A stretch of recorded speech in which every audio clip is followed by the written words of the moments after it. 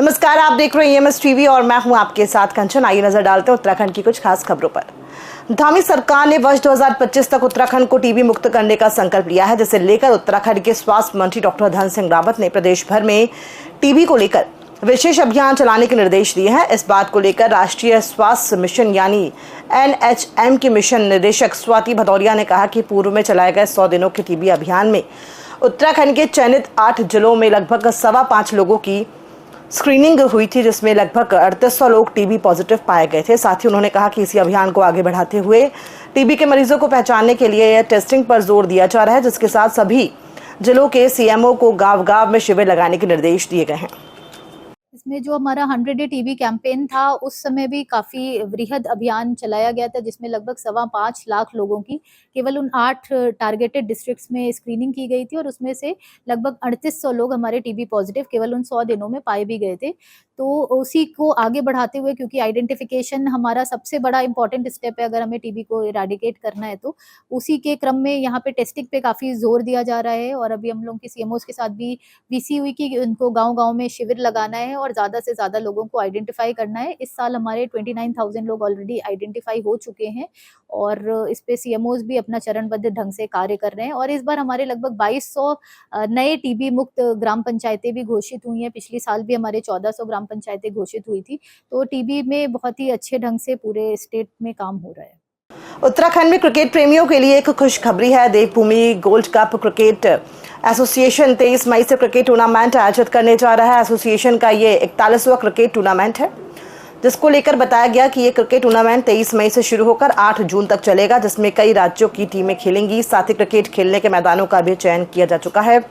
इसके अलावा cricket tournament में भारतीय IPL खिलाड़ी भी भाग लेंगे। 23 तारीख से टूर्नामेंट शुरू है, तो आप लोगों का सहयोग भी हमारे लिए बहुत ज़रूरी है। तो प्रेस वार्ता का और प्रेस का, इलेक्ट्रॉनिक मीडिया का, सबका हमें सहयोग चाहिए कि हमारे टूर्नामेंट जो है आपके माध्यम से और पूरे हिंदुस्तान में ये फैले। और ये 41st है हमारा ये गोल्ड कप। 1981 से शुरू हुआ था, बीच में 2 साल कोविड के निकल गए। तो आप सबका जो है हमें सहयोग चाहिए ही चाहिए, क्योंकि जितना इसका नाम होगा, देहरादून का नाम होगा, हमारे उत्तराखंड का नाम होगा देश में, तो इसीलिए प्रेस वार्ता बहुत ज़रूरी और आपका सहयोग बहुत ज़रूरी है। भाजपा समर्थित महिला ब्लॉक प्रमुख भगवानपुर करुणा कर्णवाल अक्सर मीडिया की सुर्खियों में बनी रहती हैं। पहली बार जब वो मीडिया के सामने आई तो उन्होंने एक प्रेस वार्ता करके अपने ताऊ पूर्व विधायक देशराज कर्णवाल के खिलाफ कई गंभीर आरोप लगाए थे, जिसके कुछ दिन बाद ब्लॉक प्रमुख के अधिकार सीज कर दिए गए थे और खूब हो हल्ला भी हुआ था, जिसके बाद कोर्ट के आदेश पर अधिकार बहाल हुए थे। हाल ही में ब्लॉक प्रमुख करुणा कर्णवाल मीडिया के सामने आई और उन्होंने एक डर जाहिर करते हुए कहा कि उनके खिलाफ एक बार फिर से उनके ताऊ पूर्व विधायक और राज्य मंत्री उत्तराखंड सरकार में षड्यंत्र रच रहे हैं और अगर उनके खिलाफ कोई बिना वजह की कार्यवाही हुई तो वो मुख्यमंत्री आवास का बाहर आत्मदाह करेंगी। उन्होंने एक बार फिर से अपने ताऊ पूर्व विधायक और राज्य मंत्री उत्तराखंड सरकार देशराज कर्णवाल पर उनके खिलाफ षड्यंत्र रचने का आरोप लगाया है। मुझे बार बार सुनने को मिल रहा है, इधर से भी उधर से भी, कि भाई तुम्हें फिर से हटवा दिया जाएगा। और कुछ तो बल्कि ब्लॉक में भी बातें चल रही थी कि कितने दिन रह गए, इसके 3-4 दिन रह गए हैं और फिर से इसको हटवा दिया जाएगा। तो वो मुझे काम भी नहीं करने दे रहे, क्योंकि अच्छे से अधिकारियों को उन्होंने इतना गुमराह कर दिया कि वो गलत कार्रवाई करने पर उतर गए।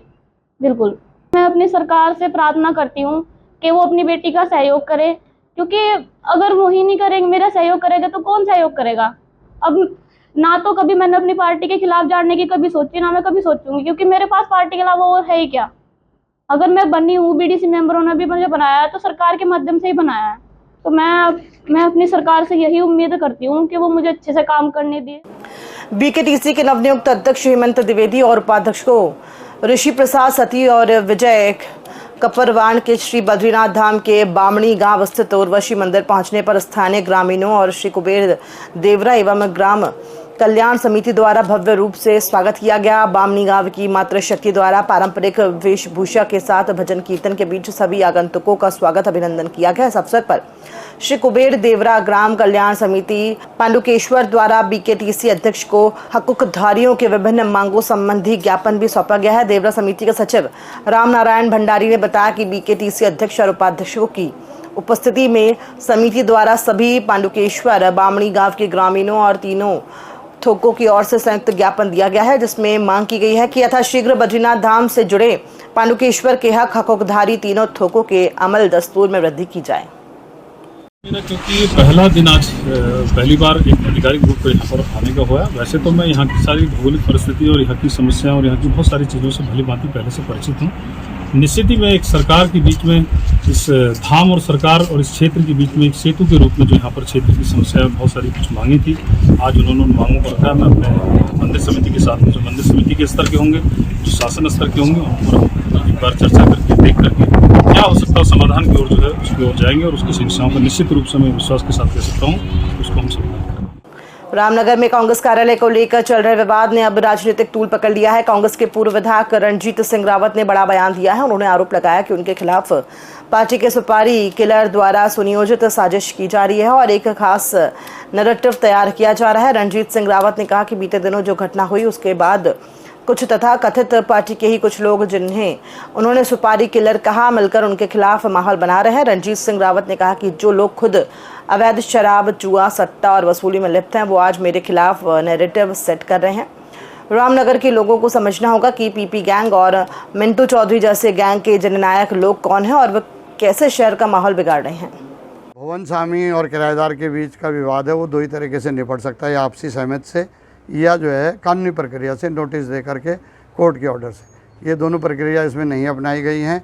अराजक तत्वों को आधी रात में कब्जा दिलवा करके और हमसे ये कह करके कि हम जो है इसको सरकार के पोजीशन में लेंगे और उसके बाद आप लोगों को नोटिस करेंगे, फिर इस पर निर्णय होगा, वो भी नहीं अपना करके सीधे सीधे जैसा नीरज अग्रवाल का बयान आया कि मुझे पुलिस ने कब्जा सौंपा है और उन्होंने परसों की प्रेस में आप लोगों से कहा था कि मेरे 25 आदमी बैठे हैं, यानी जो 25 गुंडे पुलिस ने खुद स्वीकार किया उसमें कुछों की क्रिमिनल हिस्ट्री है और सबके सब रामपुर के हैं 25 लोग, वो नीरज अग्रवाल के आदमी थे।